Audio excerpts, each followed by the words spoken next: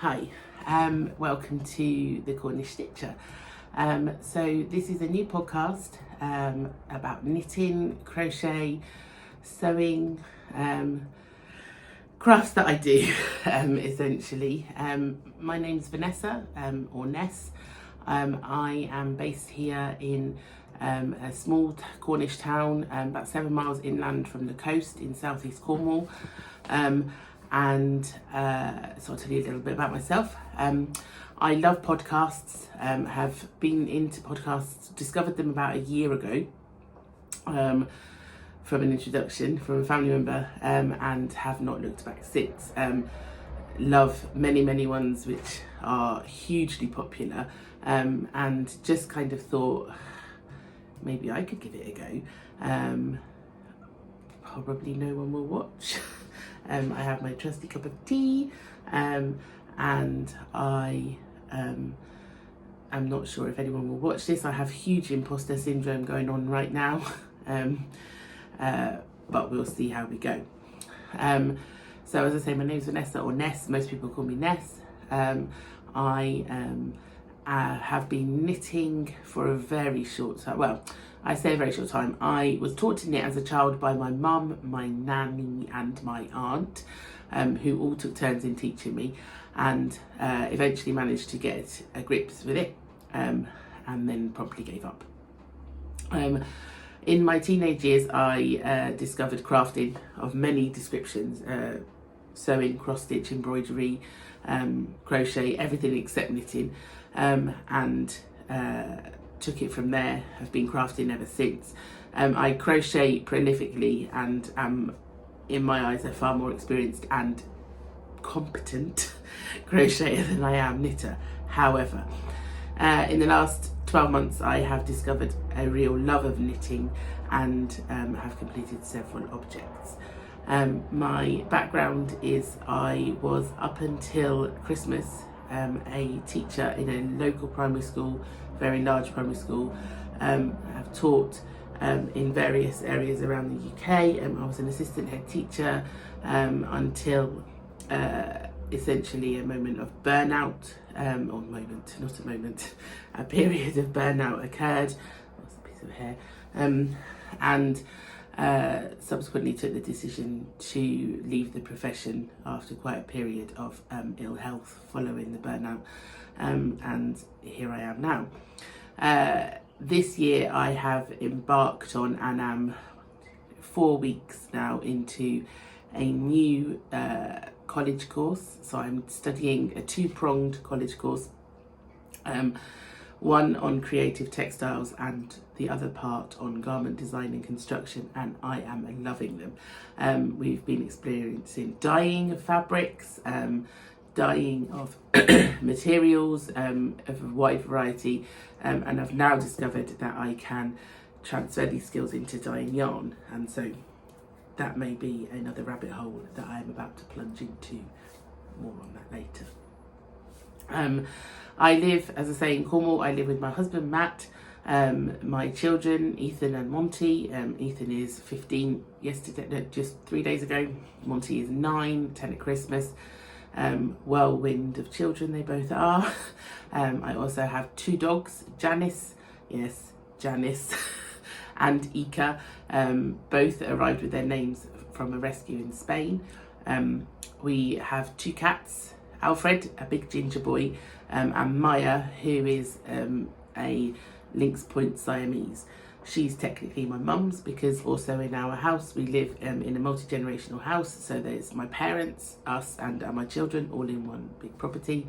It means that the house is very busy. Not often there are quiet times, but also it's wonderful, and during lockdown really proved its worth. So I suppose I should get on. I'm hoping that I will, bear with me, follow a similar pattern to other people, so finished objects, works in progress, acquisitions, and then I've just got a few books and things all craft related that I wanted to just talk about. So finished objects, this one is from quite a while ago, but just kind of, so this is the woodland crochet blanket from Attic 24. I took ages to crochet this. It was a very big project that was picked up, put down, picked up, put down, picked up, put down consistently over about, I would like to say 18 months, but I suspect 2-year period. There is a random stripe that's not meant to be in there here, this blue. I think it's petrol. And it's there's only one, and it goes across the whole blanket. And it wasn't until I got to doing this colourway that I realised, for the next round, that I realised that I had drastically put in the wrong blue. But I was several, let's count how many was I was about 2, 4, 6, 8, 10, 12, 16 rows of ripple back, and there's no way I was unfrogging 16 rows of crochet that had taken hours to do. I always knew I was quite a loose crocheter, and then when I did this blanket it really came to fruition. It's a very well used blanket, which is why it's a bit bobbly. My 9-year-old Monty absolutely loves it. You find him draped in it most mornings, even in the depths of summer. Strange child. Yes, and when I realised I was such a loose crocheter, when I crocheted this blanket and I got to a certain point and it said this blanket should now measure 105 centimetres, and mine was nearly 130 in length. Not so wide difference, but the length difference was huge, and so I thought, oh, okay, my gauge is a little bit off. I am a nightmare for not doing gauge swatches in knitting or crochet. I'm very bad, I know, it's unforgivable. And I think as I move to garments, which I'm hoping to do, as I move to garments, I'm going to have to reflect on that and correct it, I think.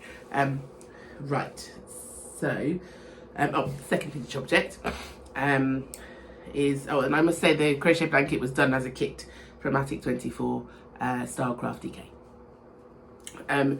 So second finished object is my friend has just had a little boy, a baby, and so when my boys were little and babies, this was my only foray into knitting until recently. I knitted them a jumper out of this book, so Baby Knits for Beginners, and it's very much a beginner's pattern. If I can find it, there it is. So it's called The Boat Neck Sweater. This is an old book.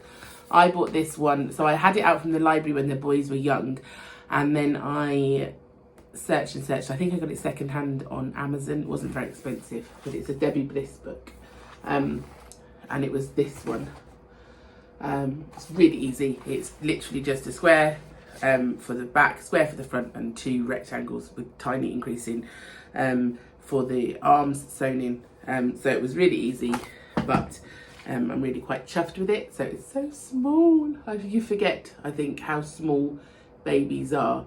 So so that will be off to its recipient, who arrived far earlier than he was expected and has been in special care, but he's doing really well, and so should be discharged shortly, and so this will make his way to him, needless to say, with a few cuddles from me on the way. So whips. I used to think that I was a one whip person, and that I would do one whip and continuously do it unless I had big blankets on the go. Recently that changed a little bit, but really I find it quite stressful to have multiple whips on the go, because I really want to finish an object. So this is my first whip, but there is a reason for it only having this much. So this is a start of just the rib. I've only done the rib, and this is my first foray into proper circular needle knitting. So knit 2, purl 2, rib. This is a DK Cheviot yarn that was left over from another project, and I went stash diving, and it's from Whistle Bear Yarns in Northumberland. We were on holiday in Northumberland 3 years ago, 2020 or 2021, and we went to 2020, and we went to the farm, and it was a rainy day. It was a horrible day in the beginning of August. We left the men folk and the children at home, and we, my mum, myself, and a couple of other family members went, and we went to the farm to just have a look, you understand. And having a look turned into purchasing yarn. It's funny how that happens. Anyway, so this was used for a set of gloves, which I had firm intentions of this cowl going alongside to match. Opened the drawer of our Welsh dresser 2 nights ago to discover they have been eaten. So health warning, moths, if they get in, who knew, will eat wool. So I'm devastated in one way, but I managed to salvage enough of the yarn to be able to do this. So alongside that is some undyed natural, I'm not sure what, from the Chester Wool Company that I managed to acquire when I was at Yarndale a couple of years ago. So these two are coming with me tomorrow to a workshop. So we are fortunate to live in a small town, as I say, but has a big presence. It's a bit like, no, it's not. It's not like Skipton. It would like to be like Skipton, but there are a variety of workshops that are held in October, all related to wool and yarn, etc. in our town. And tomorrow I'm attending one of them to learn how to do Fair Isle / colour work. So I'm jumping headlong into the knitting foray, shall we say, and we'll see how we get on. But those, so they're green and the cream. We had to knit the rib before we attend the workshop. So I've knitted that ready, and tomorrow afternoon we'll see how we get on. I'm hoping there's not too much swearing, and that it proves to be an easy process. I'm assured it will be easy enough. We'll see. So that's one whip. Now the second whip is slightly secretive in case my best friend watches this. So I am knitting something for her in this wool, so pure cotton. She's just had her house completely renovated, and I am, so did I say knitting? I'm crocheting her a project for Christmas involving very large granny squares that all need blocking, and it's based on, I'm not doing all the same squares, but it's based on the, I think it's called the honey milk throw. Got it from Ravelry. It's a paid for pattern. Yeah, the honey milk throw, from designed by Darling Giador, and I'm going to do definitely this square, possibly this square, and there, but she just uses these two designs in the whole blanket, but I am quite fancying doing just a very large normal granny square alongside it. So my plan is to do one of these a week leading up to Christmas. However, I am 1 week behind, so that's tonight's project, to absolutely complete another one of those. So just a normal granny square I'll complete tonight, and hopefully then I'll be back on track. I think I'm only 1 behind, possibly 2. I need to calculate, see how many weeks there are till Christmas. And my third whip has been in hibernation. We have a fantastic wool shop not far from us called Knit Happens, in Bodmin. Wonderful, owned by Victoria. It's just amazing. If you are visiting or a resident in Cornwall, it's on an industrial estate on the edge of Bodmin. It is fantastic, and a lot of my yarn comes from her. And in June, I went on a Learn to Knit Socks course with Wendy Poole. We're fortunate that she also lives in Cornwall. So we attempted to learn a toe up sock, and these have been in hibernation. Now on the get-go it looks really good. You think, oh yeah, that's actually quite good. I've done quite a lot. I've done the heel, and then there's a problem. I have a heel hole. I need to fix that heel hole. I tend to shy away from wearing boots at all. I will wear boots in the winter, but that's the only time really I need full length socks. So I am considering only doing maybe 3 or 4 more rounds of stocking stitch on this, and then it can be a shorty and then proceed to the second one. Now, I'm not really quite sure what happened, because I started off on the workshop doing fine, did the toe, did all the way down here, and then realised that I am knitting the sock inside out, hence the stitch marker on that side. And I still don't know why. I googled it and I've just continued. It says if this happens, just carry on the way you're going and you will be fine, and to finish it in the way you're doing and then try the next one. So I'm hoping that I can rectify it next time. Any hints and tips, please post below, because I'm very gratefully welcome for those. And this is being kept in my absolutely beautiful, gorgeous bag, project bag by Paula from Stitched by Mrs. D. And I just love it. I love her work. I love her podcast. She's amazing. To the point that my children now go, oh, is that by Mrs. D? So she is just amazing in this household and revered. This project is also a very long-term project. Ethan, my eldest son, asked for a blanket of his own, and I started this blanket a long time ago, just doing granny squares. And I started off by doing these granny squares here, and then when I went back to it, I can't remember which hook I was using. I normally crochet with a 4mm, but when I used my 4mm hook to crochet with it, all the squares were coming up too big. And so I have had to revert to just doing granny stripes on it. So it's going to be 1, 2, 3, 3 rows of granny squares, and then I can't decide whether to do the granny squares in the middle and the stripes either side, or the granny squares at the top or bottom and the stripes for the rest of the blanket. Hence why it's in hibernation.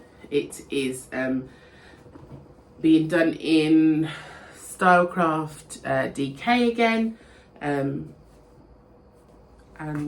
yeah, I've just lost my love for it. They keep stealing the woodland blanket, so not all is lost, but yeah, it's just not one that sings to me to continue to do. Bear with me, just need to write my nose. There we go, sorry. And then my final whip, which I am just gonna have to blow my nose, sorry. Right, I'm back. My final whip is one that I'm loving. So, again, knitting, not crochet. There's a pattern appearing here. And this is being knit with Rose's Moments Seabed colourway. I'm not sure you can, it's not coming across particularly well. That's how people do it, isn't it? Yeah, that's better. And it's just totally adorable. Living here, I absolutely, if you're going to find me anywhere other than at home, it will be on a beach. The beach calls to me on a regular basis. I get withdrawal symptoms if I haven't been for a walk on the beach, take the dogs, just myself, anything. The stormier the better. when everybody else is hunkering down and deciding not to go anywhere near the coast, I am always safely, very safely, always respect the sea, but I am always safely watching crashing waves. The bigger the better, the wilder the better. So this yarn's colourway was perfect for me. It is a triangular shawl, but as I say, by Rosie's Moments, and the pattern is also by Rosie's Moments. It's a paid for pattern, and it's called the Shawl for Yoss, and it is Yoss. I checked with the yarn provider. So this is, so I am somewhere about here, possibly. A lot to go, but I am loving it. There are a couple of areas of mistakes that I need, and it needs desperately, it'll need to be blocked because it's pinging right back. There are a couple of places I've made mistakes, but it's knitting and I don't know how to reverse the problem, knit the reverse, and I tend to just go into my mum and go, please help, please help. So anyway, so yes, so I have here, you'll see I thought I was on the wrong side and I was actually on the right side, and so I knitted. So but that's where the mistake is, but I'm figuring it's going to be around my neck. No one's going to see, they're not going to look that closely, and if they do, well, I'll just say I designed it. An extra quirky bit, who knows? No one will know. So I'm loving knitting this. Now the rows are quite long, I can't just pick it up and put it down as I was. I have to make sure I get right the way through a row, so if someone speaks to me, I'm like, oh, let me carry on, because it's a 16 pattern row repeat, and if I don't keep notice of what I'm doing, things like the extra rows creep in. So yes, that I'm loving doing. So that's my whips. On to acquisitions now. I'll take a sip of tea. Another big acquisition hobby I have is acquiring Emma Bridgewater mugs, and like Paula from Stitch by Mrs. D, I also have a seasonal rotation going on. This Chaffinch is my autumn collection, but I am waiting to acquire some new Christmas ones. I've only got one from the new collection, but it was amazing. And we just went recently on our way home from Yarndale. We called in at Emma Bridgewater for the first time to the factory, and it was just mind-blowing. I loved it. Imagine a whole weekend of yarn followed by mugs. It was perfect. Speaking of Yarndale, I love Yarndale. It's my favourite weekend, I think, of the whole year, apart from Christmas, which I adore. And this year I had one intention of purchasing one yarn. No, that's not strictly true. I had one yarn that I was specifically going for to Yarndale, and was hoping and praying that they had not sold out. We booked tickets originally to go to Yarndale on the Saturday, faithfully booked our Airbnb this time last year, and then illness happened, and plans had to change because I decided I was going back to college. The first day of college was the Friday of Yarndale. Yeah, Cornwall to Yarndale is quite a trek, so we had to factor in a day travelling either side. So plans had to change, and I was going now on the Sunday. Therefore, I was hoping and praying that on the Sunday they would still have some of this yarn left, and they did. So this is from Ducky Darlings, and it's got so bright in here, I'm not sure if you'll be able to see, but it would help if I actually held it the right way around. Oh, it's just glorious. It is, there we go, it's called Dragon Spirit, and goodness sake, help Vanessa, right, and it's just beautiful. And the story is, the lady at Ducky Darlings, I don't know her name, but I'll just try and turn this camera a bit. No, that's not going to help. That's not going to help.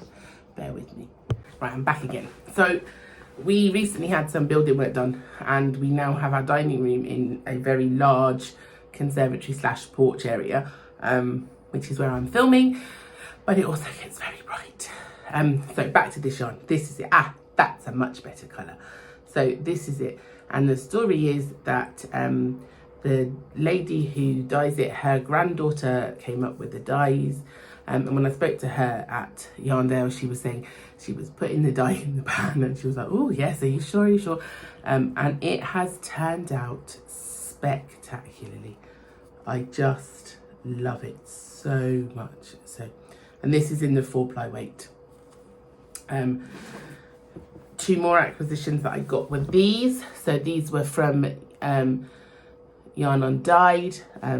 These were in the bargain bucket, but just again beautiful. Not a yellow is not a colour I would normally go for, but this one is golden yellow, and it is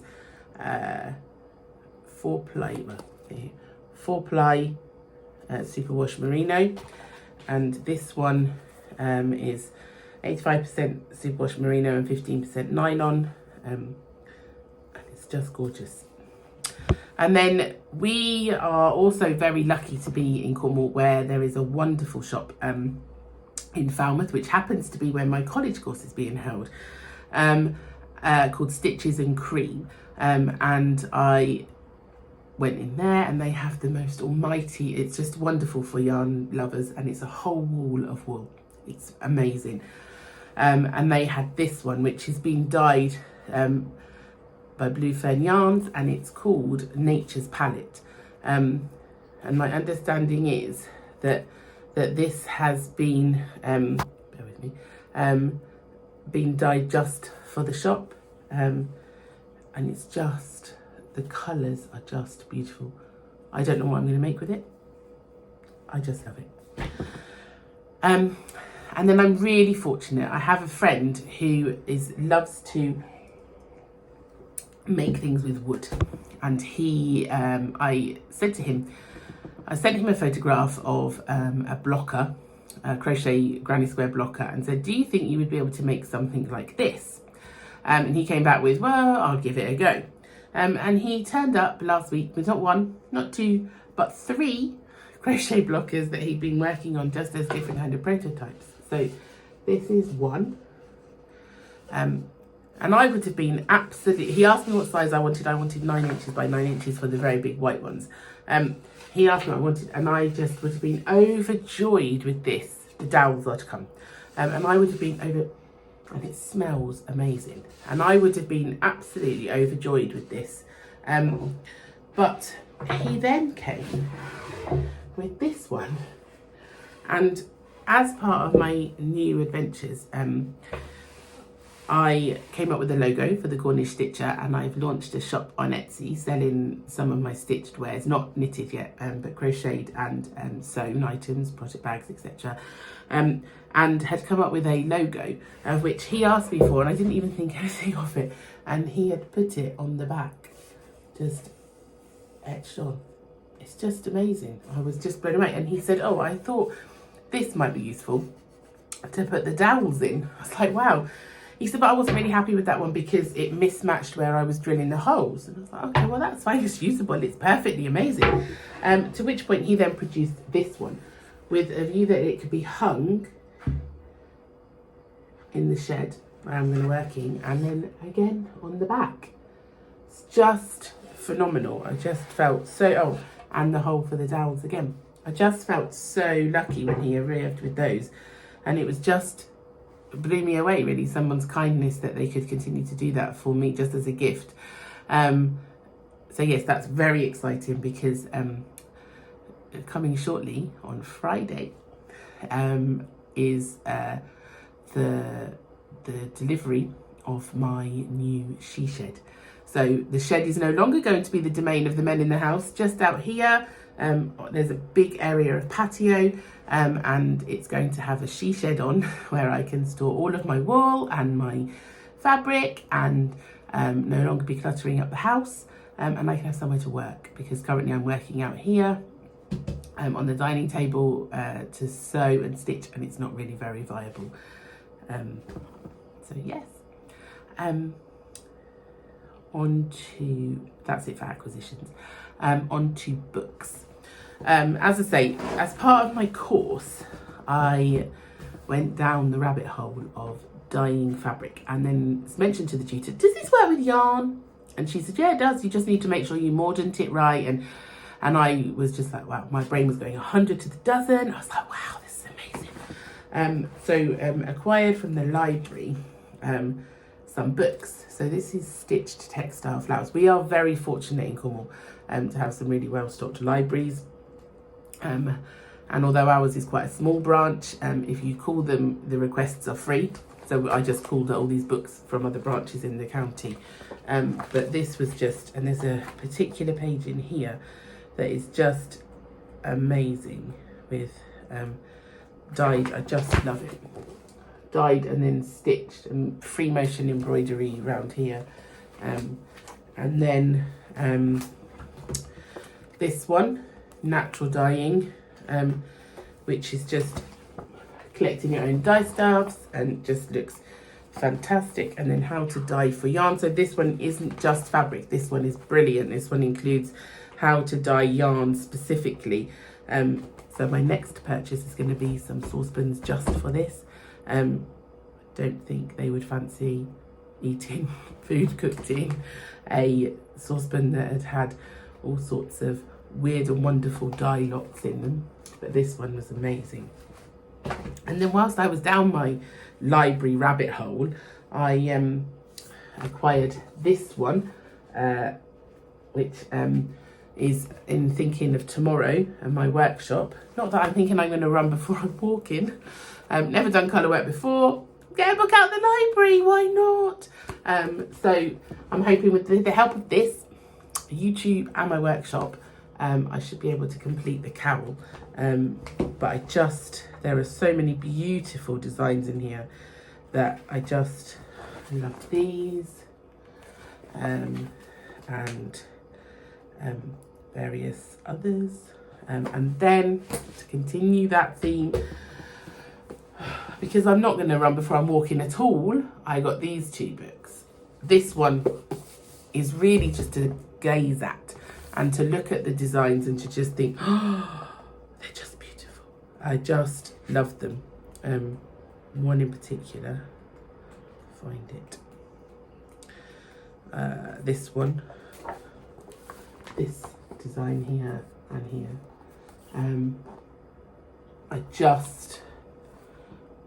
They're just mind-blowingly beautiful, and I just wish that I could do them. And I just kind of stare at the book and read the book and wish and hope that I would get the skills to be able to do them. And then this one, I just picked up this morning from the library, and it's using Nordic patterns for kind of accessories and things like that. So I'm hoping that I might be able to do some of these because they look simpler than trying to learn colour work and assembly of a garment and knitting in the round all on the same project. So something like this I'm hoping to do in maybe red and white for Christmas, as a Christmassy type project to ease myself in, just simple ribbon and then 2 colours. So I'm hoping that will work.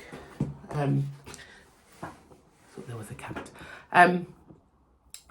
So yeah, that's me. So I will attempt to edit this video together, and if not, I will get my 15-year-old to help me do it.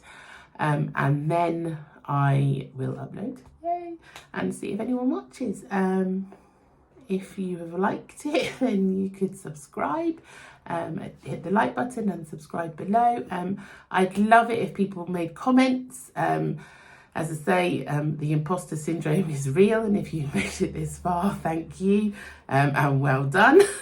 I've waffled on quite a lot, but yes, thank you, and I hope to make video too. Okay, thank you, bye.